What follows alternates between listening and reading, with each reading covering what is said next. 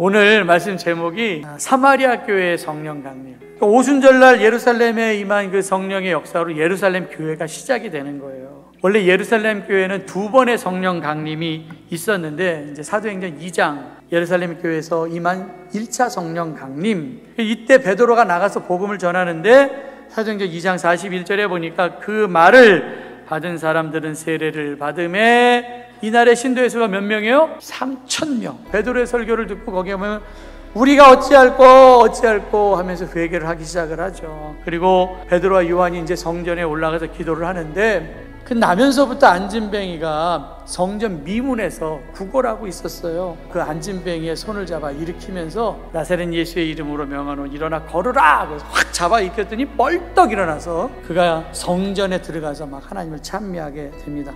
사람들이 막 기적이 일어나니까 모여들었을 거 아닙니까? 그때 또 베드로가 또 설교를 해요. 4장 4절에 보니까 말씀을 들은 사람 중에 믿는 자가 많으니 남자의 수가 약 5,000명 되었다. 120명이 다락방에서 기도했는데 3,000명이 회개하고 또 5,000명이 회개하게 됩니다. 이들은 다시 모여서 기도하기 시작합니다. 그래서 사도행전 4장 31절에 보니까 빌기를 다함에 모인 곳이 진동하던, 이게 성령의 역사예요. 우리가 다 성령이 충만하여 담대히 하나님의 말씀을 전하니라. 그들이 또 모여서 기도하는데 땅이 진동할 정도로 막 기도를 합니다. 그러니까 이들은 뭐 거칠 것이 없는 거예요. 뭐 성령 받은 이 사람들은 담대히 나가서 하나님의 말씀을 전하기 시작합니다. 그런데 예루살렘 교회에 문제가 있었습니다. 그게 뭐냐면 예수님께서 예루살렘을 넘어서 유다를 넘어서 사마리아로 땅끝으로 나가서 전도하라고 했는데 전도하지 않을 가만히 있으니까 이러면 안 되겠다 하면서 하나님께서 특단의 조치를 취하죠. 그게 뭐냐면 하나님 흩어놓으시는 거예요. 뭐로?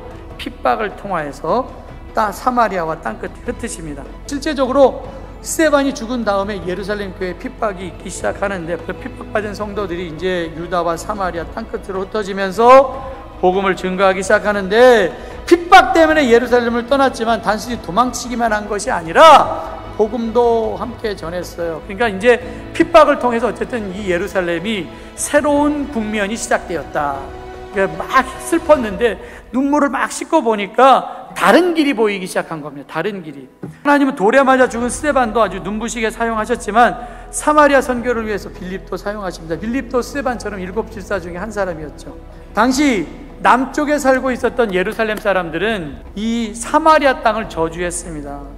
이 사마리아는 누군가가 가지 아니하면 만날 수 없는 사람들이고 사마리아 사람들이 뭐 자발적으로 복음 들으러 나올 리도 없고 빌립이 사마리아 복음을 위해서 뭐 기도하고 준비하고 나는 사마리아를 위해서 파송받아 나가겠습니다 하면서 자발적으로 나간 것도 아닙니다. 그냥 비자발적으로 핍박을 받아서 갔지만 결과적으로 전도 여행이 되었죠. 이 사마리아 들어간 빌립이 사도행전 8장 7절 8절에 보니까 많은 사람들이 붙었던 더러운 귀신들이 크게 소리 지르며 나가고 또 많은 중풍병자와 걷지 못하는 사람이 나오니 그 성에 큰 기쁨이 있더라. 빌립이 이제 사마리아에서 복음을 전하는데 막 귀신들이 나가고 중풍병자가 일어나고 막 큰 기쁨이 있었습니다.